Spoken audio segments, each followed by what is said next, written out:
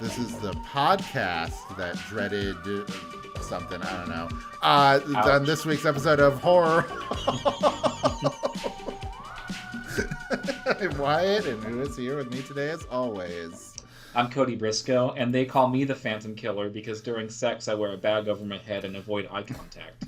That's pretty good. That's way better than mine. But because I, as I was hitting record, I was like, "Fuck!" I forgot to think of a stupid intro quote.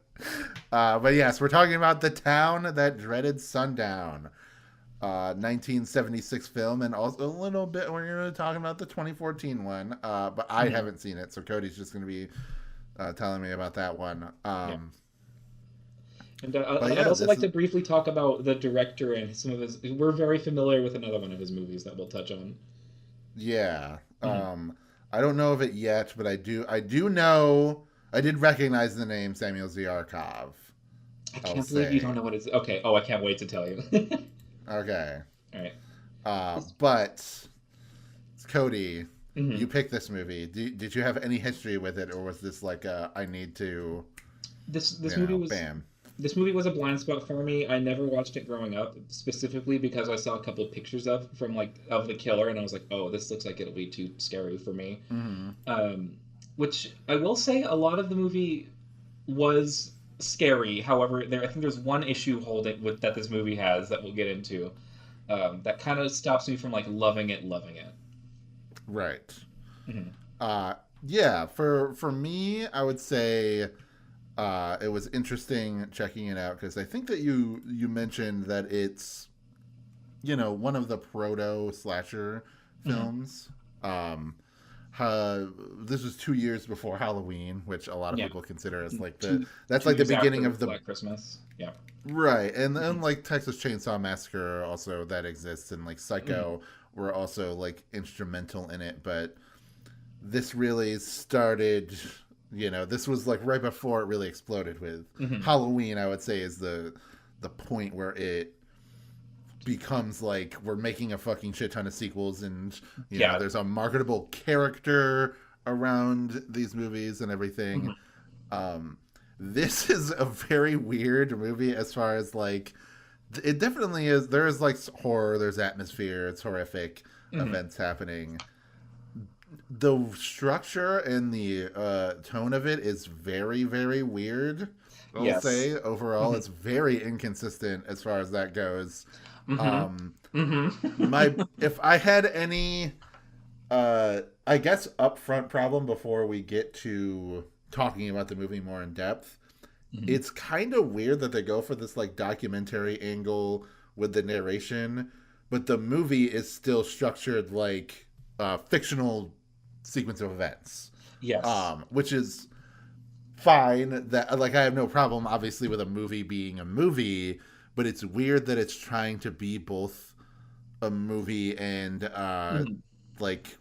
retelling these events, and not in a like one of the characters, like No Country for Old Men style, like reminiscing about the the times and whatever. It's just. Or like I don't know, and then it ends with like the I guess getting to the ending, but it ends with like the where are they now kind of thing, which is so bizarre because it's names of people whose their names have been changed, so it's like you're really just saying what happened to the fictional character. Although what they do say for the most part seem to be like historically accurate. Right. Yeah. Yes. So it was very similar. It like had like a weird Ed Wood-esque. Like the movie Ed Wood. Of course. Have we watched? Like no. I've watched it with other friends, but I'm sure we just like it. Yeah, we both just like it. Yeah. Yeah. What were you gonna say? That was your favorite Tim Burton movie, or? Yeah. Yeah, I would say it probably is my favorite. I can't think of any other. Besides maybe like Pee-wee's Big Adventure, like that I would put like that high. I haven't seen Beetlejuice in a long time. I haven't seen Edward Scissorhands in a long time. Beetlejuice. Yeah, that just came out. That one. Wasn't there a musical that came out as well. There's a lot. They're really and a pimping out cartoon. Beetlejuice. Mm-hmm.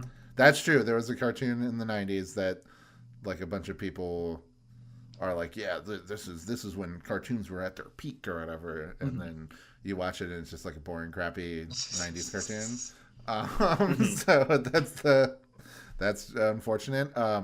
But yeah, so that's, I guess, to start it off, is that I think that it's like, it was definitely a pretty interesting movie to watch from the perspective of, this was like a slasher style movie based on true events. Similar, it was similar in that same wave of like Texas Chainsaw. Yeah. But it had like these things that I think was like holding it back from like being truly great, or truly like something that I really wanted to like go out there and like proselytize for. It just kind of ended up as being like, oh, that was neat. That's okay. And yeah. then so not, maybe it will be like what I Know What You Did Last Summer, where we go into it and we're kind of like, yeah, that was fine, and then by the end we're like, what, this movie sucked. Like, this movie wasn't good. But that's where I'm at right now going into it. For the most part, I agree. I think, having watched the 2014 movie, which I'll touch on, I guess, throughout the episode, I now appreciate them both as a whole a lot more. Okay. Like, watching the 2014 one made me like look at things from the first one differently. But oh, cool. So what you mentioned about how this movie has a weird structure that kind of wants to be a documentary, if that seems familiar to you, it's because this guy, Charles B. Pierce, also directed Mystery Science Theater classic, The Legend of Boggy Creek 2, which I knew I recognized the name from somewhere. Which that movie also has Charles B. Pierce. Yeah, that movie also has like the weird like narration aspect to it. It's set in Texarkana as well. And with Charles B. Pierce, he also appears in both films. So in The Legend of Boggy Creek 2, he's the horny professor that takes the kids out into the woods. And in this movie, he plays a character called he has a nickname that's a Spark Plug. He plays the comic relief character, which that character is for sure the biggest issue with this movie, or just in general, like the out of place comic relief is. We're not going to talk about the scenes, like all of them, but there's one there's man in drag humor. There's fucking. I was like, what fuck? There's some moment, because I know it takes place in the 40s, but there was some moments where I was like, this is so corny. It feels like it was filmed in the 40s. Like, it feels like this is we're in the fucking 70s. Like, Suspiria came out, around this time. Like, what the fuck are we doing here as far as, we are breaking ground rapidly as far as, movies filmmaking, and horror and everything goes. So and also I don't know, just the idea of, I'm writing myself into my own movie. I'm going to be the comic relief character. And my character, I have to dress up like a woman. Oh no, it's for the movie, guys. It's just for the movie. Like, I don't know if there's a bit of a force femme thing that Charles. I mean, the guy's dead, but I don't know. Similar to Mr. Enter. Yeah, that's what I was getting at. But I think the movie. I think it peaks. Honestly, I think the best scene of the movie is the opening scene, like the first attack of the couple. That's really good. I think it is so scary, and just like I Know What You Did Last Summer, where it's like, what an amazing setup, and then it just pisses it all away as the thing goes on. I won't say that there is some good, like, very tense scenes later on with the Phantom, but Phantom Killer, but yeah, I agree with you that like set a really good first impression. Because it feels so real, and like it's the peak of the documentary style in the movie. And like, I also got obsessed with the real case a little bit, and did a bunch of research on that. So yeah, both these kids, they get attacked. They're on the Lover's Lane. In the real story, because he knocks out the boyfriend, and in the real life story, he hit him with the butt of a shotgun, and reportedly the noise was so loud the girl thought that he had been shot, which is fucking crazy. Yeah, I know. Yeah. Oh my god. I can't believe he wasn't brain damage, Mm-hmm. or anything after that. So But yeah, so yeah, there's some this like movie. the lady getting shot, like this is at the end of the movie, but like Mm-hmm. that whole thing where it's like it's actually pretty crazy that she was able to Yeah, that survive really happened. She was shot in the face yeah. twice, and Uh-huh. apparently when she was in the hospital, going to the or in the ambulance going to the hospital, she is said to have reached into her mouth and pulled out a gold tooth to give to the ambulance driver. Wow. Hmm. Pretty awesome. Yeah, But good for her. continue. But yeah, so this movie, I think it sticks closer to the real events a lot more than something like Texas Chainsaw Massacre, but it definitely Sure. like adds things to make it, at least what the director thought would make it flow better as a movie. Mm-hmm. Like the comic relief scenes, or there's a big stupid ending with a train and like a cowboy style shootout that obviously Right. did not happen. Yeah. I Hmm. didn't I really felt like I don't know, like that I I think that did annoy me because the movie it still has to end Yeah, you need with something like at the this was end. Hmm. unsolved. We have no idea who the fuck this guy was. Which is But so them giving scary. it like this big like action climax. Hmm. I was just like, it would have been better if like it just like the final scene was just like that scene with the going into shooting the fucking people in their own home, and then like the lady is able to get away. That to me, like that really, like killing the guy in like his living room, like that is very disturbing to me, like just Just through thinking the about window. Hmm. yeah, just like being just like completely comfortable and everything, but then you know being shot and yeah. The oh god, the equivalent scene of that in the 2014 movie, because the killer in Mm-hmm. that one is trying to recreate the events of both the Phantom Killer and the movie, because the sequel Mm-hmm. is meta. Like this movie exists in the 2014 movie. Right. The Yeah. equivalent scene is like one of the most excessive, like softcore sex scenes I think I've seen in a long time. Right. It's just this guy getting a blowjob shot from like a low angle, and you can see the back of the girl's head bobbing up and down, and you're seeing the guy's Mm-hmm. like sex face. Mm-hmm. However, it's an actor I'm attracted to, so it was my favorite part of Right. that movie. It was it was Gary Cole, Mm-hmm. the deadbeat dad from Talladega Nights, The Ballad of Ricky Yeah. Bobby. Hmm. Mm-hmm. Um, but yeah, so we'll go back to the 2014 one. But yeah, so I really think that this movie is like it doesn't really have a main character. The closest would be No. what the fuck is his name? Ramsey. He's like Mm-hmm. the deputy. Yeah. Yeah.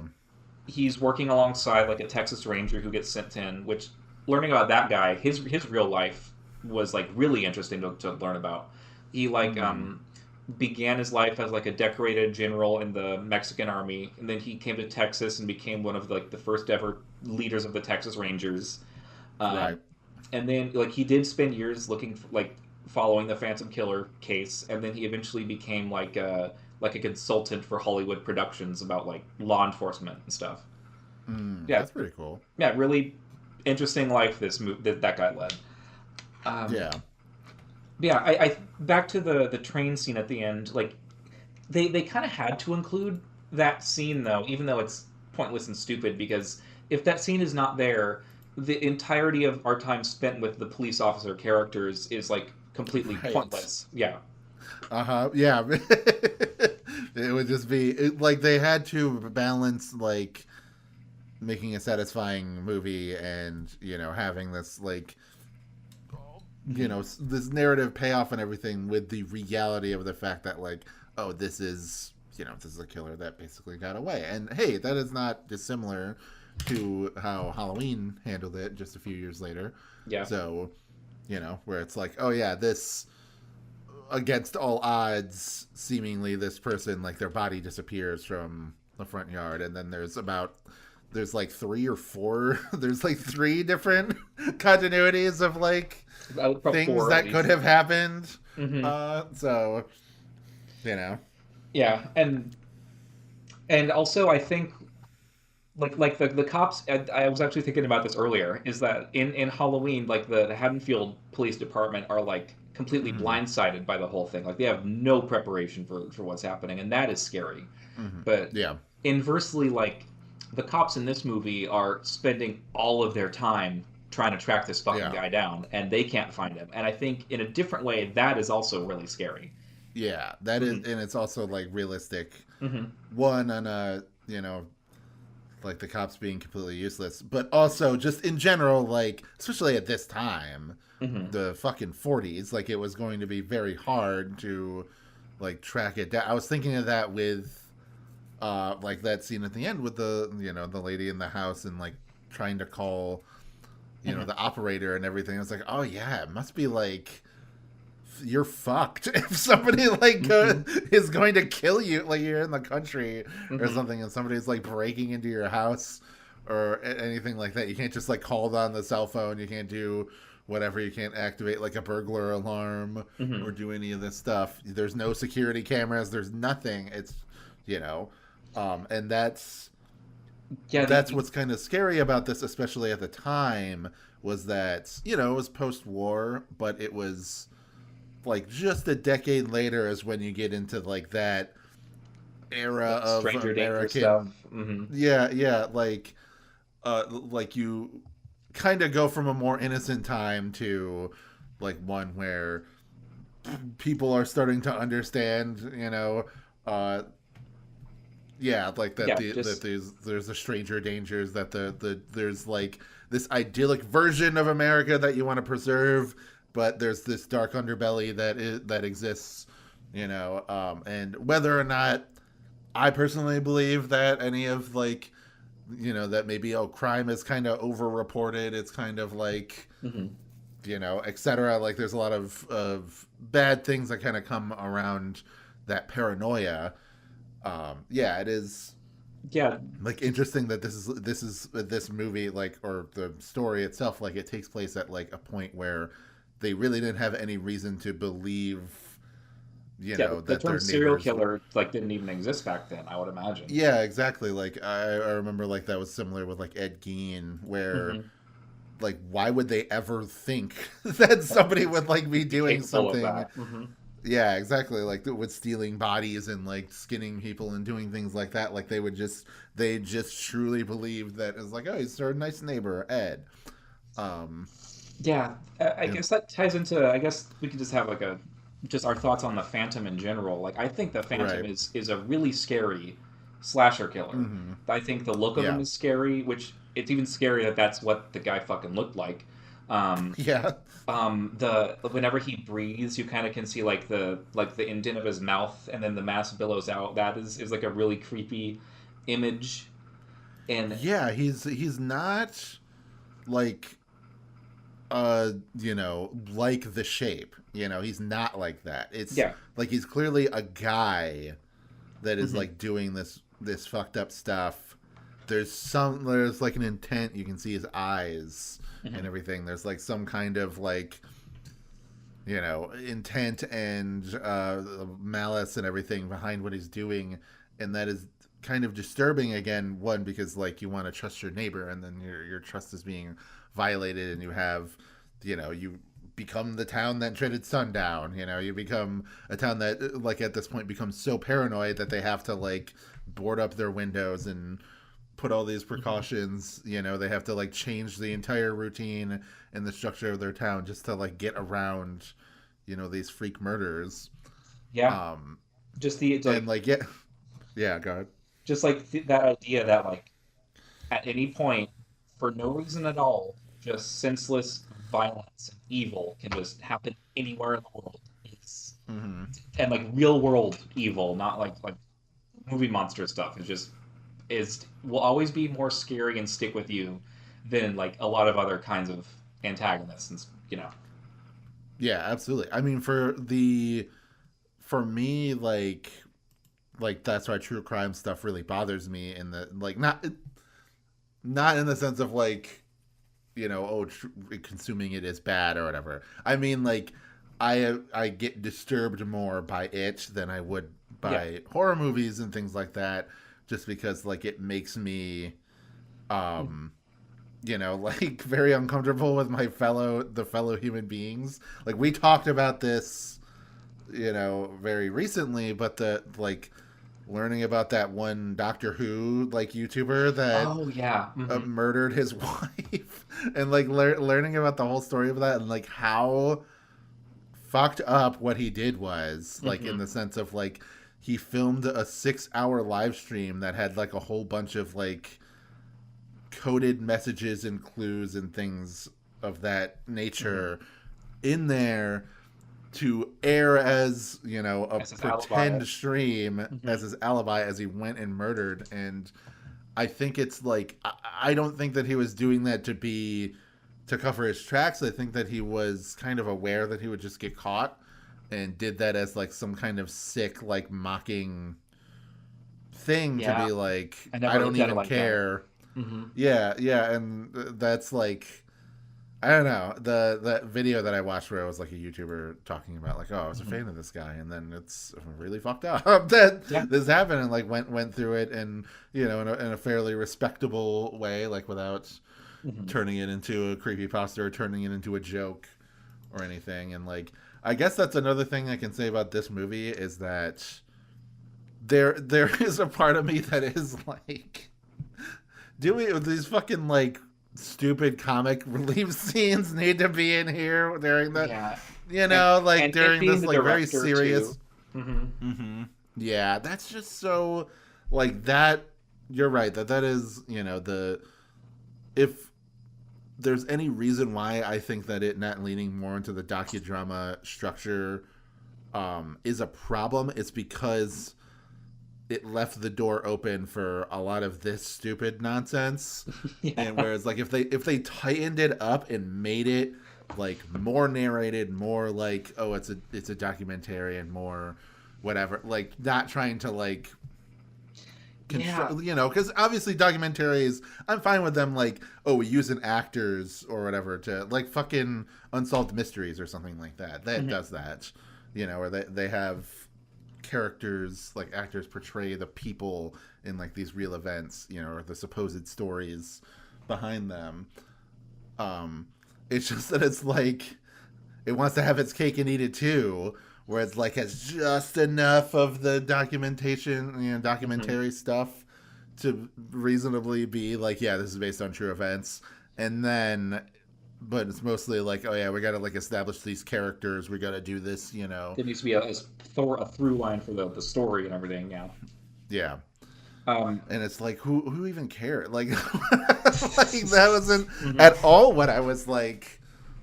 The most interesting parts were always the stuff with the killer. Like it was always like, trying to like these different scenes and everything, and seeing like, just I don't know, just like seeing this guy, seeing him kill people, seeing the like kind of like real and raw reactions. Like it felt very real or realistic in a way compared to like some other horror movies, which can really like melodrama it up.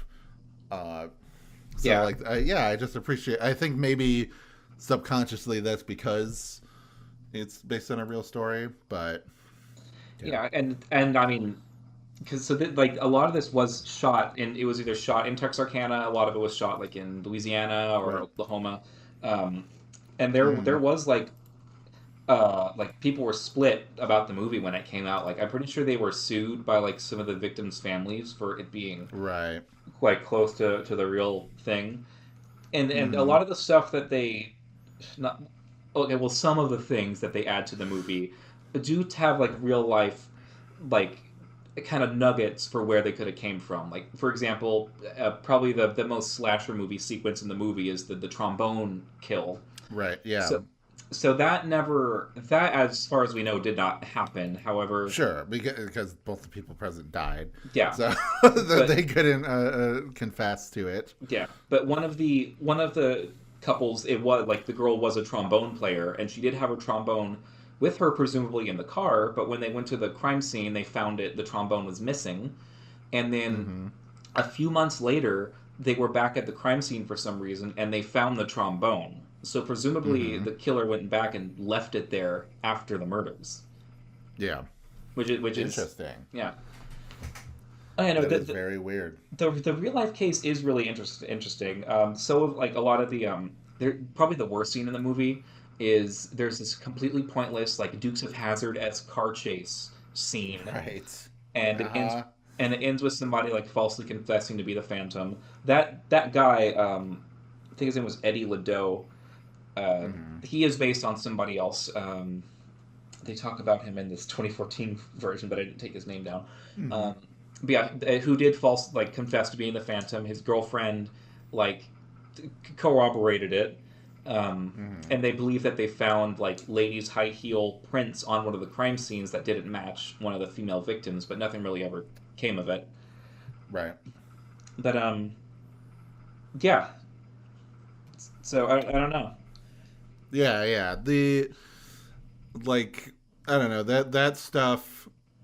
It's obviously it adds very little to the movie. Like all this, and like the fact that even like towards the end of the movie, there's like stupid comedy scenes with like it'd be one thing if it was just a stupid comedy scene, but the fucking like wah wah wah music. I'm like, Hmm. what is this? Like what the? Like I said, it feels like I'm watching a fucking stupid comedy, like a Disney movie from It's like like the that in Boggy Creek '60s or too. something like that. Yeah, yeah. I mean, but that's the and it's just like very hack, you know. Despite the fact that there's like genuine like filmmaking chops, and again, we talked about like the killer itself, very like freaky looking. You Hmm. know, a lot of like very freaky scenes of him killing these people, and so like yeah, there is a lot to enjoy about Yeah. this movie, as far as like piquing your interest in being, disturbing or whatever. But there's just enough there that kind of detracts from the experience, that Hmm. removes that atmosphere, that removes that like tension and the horror of this horror movie. Yeah. That just kind of like drags it down quite a bit, in my opinion, to just in the like, yeah, you know, yeah, I enjoyed that, but Hmm. it wasn't. I feel like we're only like 30 minutes in, and we're already kind of wrapping up Well, here with. I got another like thing to talk about, and then I kind of want to shift over to the Sure. 2014 Yeah, one. yeah. Yeah. Yeah, so maybe we'll just like tell me your thing, and then we can just go to the 2014 Yeah. one. Another kind of thing I noticed with the movie, which I think the portrayal of the time period was interesting in the way that it looked at the 40s. There's a couple things that I Right. noted, like the cars are fucking horrible. Um, Mm-hmm. there's Yeah. a scene at a school dance, and I was like, God, before Elvis, school dances were like the most boring fucking Right. event ever. But I don't know how. I'm not saying like this movie is like problematic or racist or anything, but I think that Mm-hmm. the way it looks back at the 40s, like there's there's black people serving as like waiters, which I'm sure that is like Mm-hmm. historically accurate. There's Yeah. the second couple, they have the age gap. One guy's 29, the other is 17. Uh, Right. Yeah. yeah, and it's just I don't know. I think the way that it looks at this town that we're also meant to believe is like very idyllic and innocent, being taken over by this evil, even though like bad shit is already happening in this town at the same time, Mm-hmm. whether or not the movie Yeah. is realizing Exactly. it. Yeah. Yeah. Yeah. That's like there's always been that that there's like some kind of like darkness deep down Hmm. in like even this like idyllic town and everything. That's like a very Stephen King Yeah. thing to to like looking at your own childhood and being like, oh, yeah, there was a lot of fucked up shit that was going on, Hmm. and like nothing. It doesn't like really directly comment on that, but like yeah, obviously there's a couple like racist remarks made towards one of the black characters, Yeah. and things like that, which is like again it's like the 40s, so obviously like this is this is like 2 decades before civil rights movements and Hmm. everything, and it's in the South, so Yeah. you know that's unfortunate truth there, but yeah, like yeah, I agree that it's not. I feel like I don't know. Maybe it would have been more respectful to try to paint the town in a better light, but I'm glad that there's like a little bit of grunge and dirt on there. Yeah. But again, it's just is like a little bit. It feels like a bit of a missed opportunity. I guess that's the biggest criticism I can give to the movie overall, or like my thesis is that it's just a lot of missed. It's such a good idea for a movie, and what it does well, it does very well. But there's just like a lot of missed opportunities in there. If I could say, one thing that's clearly way better than I Know What You Did Last Summer is that the villain always maintains this menace, and even though both of them end in a big stupid action thing, the way that this movie ends, it didn't feel so detached from reality. Yeah, it didn't say it, because that one, like, I maybe it was the subconscious association with like Sarah Michelle Gellar and Scooby-Doo. Like, it felt like Freddie Daphne was yeah, fighting. exactly. Like, that's what I was saying. That's what I was gonna say. I was like, is this a fucking James Gunn Scooby-Doo movie? Like from the the early 2000s? Like it was just like ridiculous. It was like Hook or something. They were like fighting on a boat. It was just like the way that it was filmed and like the soundtrack and everything. Like nothing about it seemed like menacing or threatening or horrific. You could take it seriously, yeah. Exactly, yeah. And I think about like, what do other horror movies do much better? And like, yeah, the thing that's good about this movie, going back to The Town That Dreaded Sundown, is that it wouldn't be that long before this type of movie was perfected. In my opinion, and I'm sure yours, with Halloween. Like, I think that's where the genre like crystallized. Yes. And like, I would still say the original Halloween is like peak of the genre. It would be hard for me to think of one that's better, really, or is like that stood the test of time. It's either that or the first Elm Street. Yeah, and that like they very similar, because like the first fucking Friday the 13th, I do like it, but it's definitely not indicative of the rest of the series. Absolutely. But yeah, I don't know, just a interesting like little piece of history. But I think that the actual, I definitely want to look into more, learning about like the events of the actual Texarkana there's plenty murder true crimes. crime videos about it. Yeah, but that to me excites me more than watching this movie again, like at any point. But yeah, I'd like to hear about the 2014 version. So I do think you would enjoy it. I'm gonna go without spoilers just in case you ever do decide to watch it, or we decide to cover it ever. So the 2014 version was very interesting because it came out. It was like Blumhouse and Ryan Murphy were doing it, but it was like it was like right before they were like huge. Really? Yeah. Oh yeah. I mean, 2014 was that before American Horror Story, or was that during? It had probably just gotten started. I think it started in 2013, maybe. Yeah. Yeah, because I remember like Tumblr, obviously that era, it being pretty popular there. So yeah. Yeah. I think there's a meta aspect to it, like I mentioned earlier, where they're talking about the original movie, and I found that to be very interesting, and probably the best part of the movie was the way they handled that. Like, there's a character even who is the son of Charles Pierce, and I was like, wait, the son of Charles Pierce was also in Return to Boggy Creek. He was one of the college students. So it's it's funny that there is now a fictionalized version of this real life guy who just acted in some of his dad's movies back in the 80s. Right. Yeah. I think the story was told really interestingly. It was a serviceable slasher movie, but I think its biggest problem is that because Ryan Murphy and Blumhouse, they're very stylistic with their filmmaking, and a lot of the things they do in 2014 did not age well at all. Like a lot of this movie is kind of ugly. Right. Yeah. Yeah. I mean, that's like that era though. Like that's just like kind of a bad era for like a lot of films, but especially like lower budget and horror films and everything. Like, Mm-hmm. yeah, I don't know. Like, I feel like there's not too many things from around that, like the early 2010s, that I would say has like stood the test of time. You know, Yeah, even from like really good directors. Like, what the fuck was that one thing that My Soul to Take? That's it. oh God. I was gonna Oh say God. like the Wes Craven movie. Oh, Yeah. that movie fucking stinks. Sorry, Wes. Yeah. Yeah. All right. Well, I mean, that's kind of about all I can get into without spoiling Mhm. the movie, unfortunately. Although I will say the cast it's the ultimate like what the fuck are you doing in this movie cast.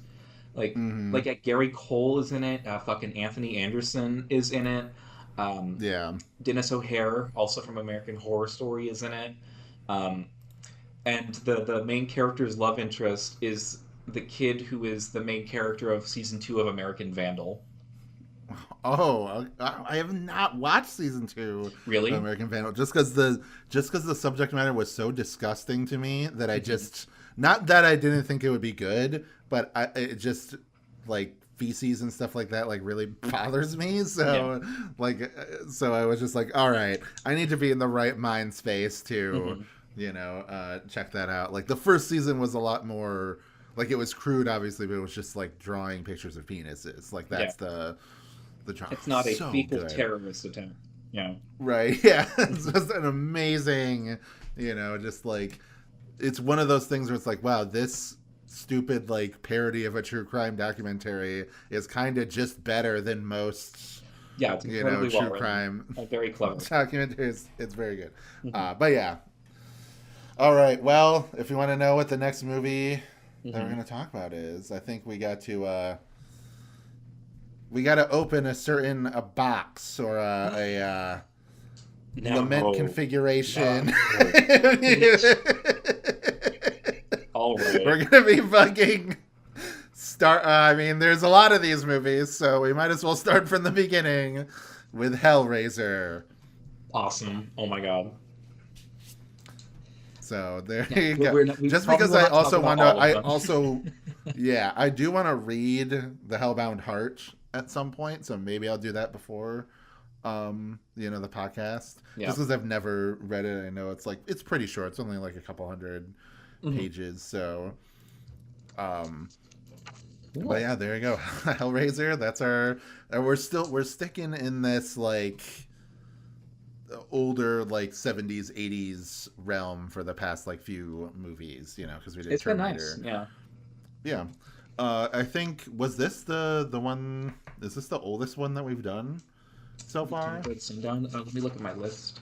Let's see. No. Pretty sure. Yeah. Yeah, we're gonna have to go, I guess. If we ever do Texas Chainsaw, that will probably be, that'll be older. And then obviously there's stuff from like the 60s or 50s or Yeah. whatever that we can pick. Maybe eventually we'll be like, we're doing Dracula, we're just doing I've thought like about doing some of those Universal monsters. yeah, because I do have there's like a whole Blu-ray set of like all of the Universal Hmm. monster movies, and I remember I watched through a couple of the Dracula ones and a couple of the Frankenstein ones. At some point, I do want to just sit down and watch through all of them. That would be a good thing. Like if we ever hung out for like a week or whatever, Hmm. just do that.